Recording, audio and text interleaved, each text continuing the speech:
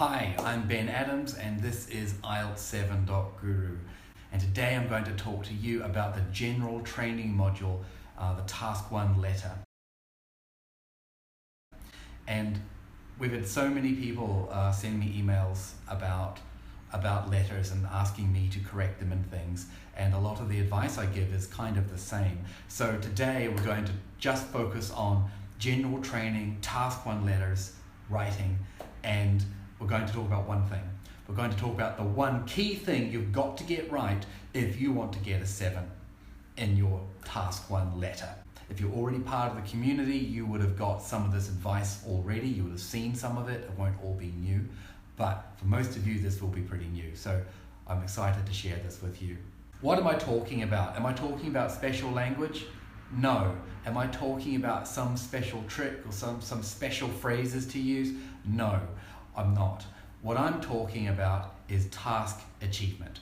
If you remember, there are 4 key areas that the IELTS examiner will grade your writing on: task achievement, coherence and cohesion, lexical resource, and grammar range and accuracy. And task achievement is one of the easiest things to get right, but so many people do a terrible job of it, and they throw away these potential marks. Basically, if your English is okay, I don't mean great, high intermediate, you should be able to get a 7 in this part of the letter, in this part of the marking criteria. Okay, so how do you do well in task achievement? Well, according to the public band descriptors, which is the public version that everyone can see, the examiner one's a secret, but the public ones are similar, good enough for us to talk about today. So we'll just go through them. There are several key points, a little bit vague, but we'll get to that. Okay, so the first key point is it covers the requirements of the task. And the second point is it presents a clear purpose. The letter has a clear purpose with an appropriate tone throughout the letter.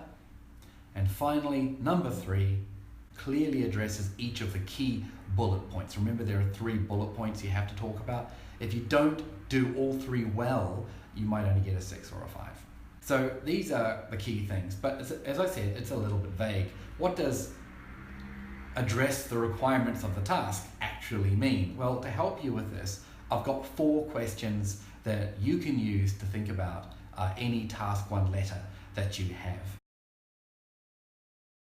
So the first one is, what is the relationship between you and the audience? What's the relationship between you and the other person who will read your letter? What stage of the communication is it? Is it the first time you're talking to them? Are you following up something? Are you replying to an email you've already received? At what point in the communication are you at? This changes how you start your letter, and also changes perhaps the tone as well. Okay. Number 3, what format is required? Usually it's a letter, but it could be an email. Either way, the format is different from that of an essay.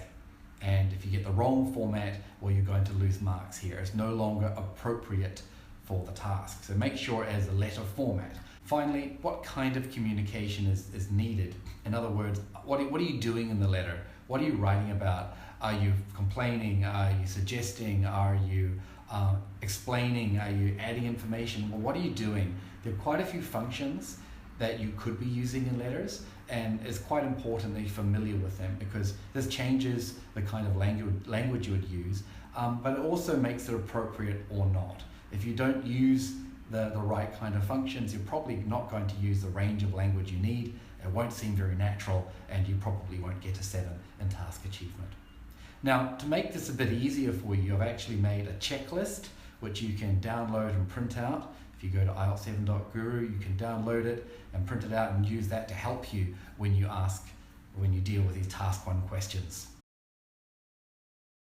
Has a friend who lives there, write a letter to the friend.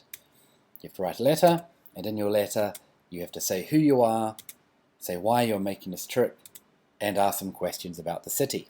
And it gives you some examples of what to ask about. So let's use our 4 questions and think about this question. Okay, so what's the relationship? Well, we don't know this person.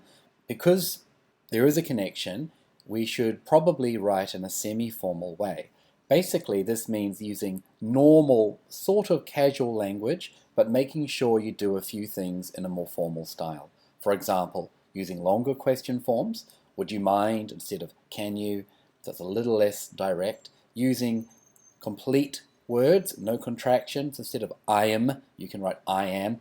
Just makes it a little more formal than you would normally, but not as formal as you're writing to a newspaper or applying for a job.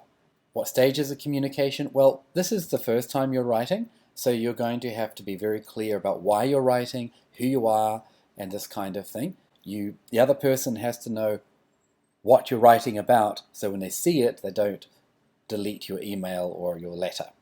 Well, we can't delete your letter, but at least they may throw it away. So it has to be clear and direct. Clearly a letter, it says so twice. What kinds of communication are needed? Why are you writing? Well, in your letter, you have to explain your plans. You have to ask questions, for example, asking for recommendations, asking for advice, things like this. Okay, let's look at number 2. So in this one, this is about shopping in your local area. So you think some of the facilities for shoppers could be better, they could be improved, so you need to write a letter to your local newspaper explaining. You need to write a letter to your local newspaper. And in your letter, to explain what you personally like about shopping in your area, and then explain what is wrong with them, what the problems there are, what you don't like about it, and then give suggestions how they can be improved. Okay, let's look at this with our 4 questions. The relationship between you and the other person, well, you're writing to the editor of the newspaper, so the letter would be formal, and you can make it more formal than the other letter, than the letter to the friend of your cousin. Stage of the communication, well, this is going to be the only time you're writing. You're not expecting a reply, so you don't need to say, I look forward to your reply, or anything like that at the end of it. However, you could make it clear that you're responding to something else that you've read about.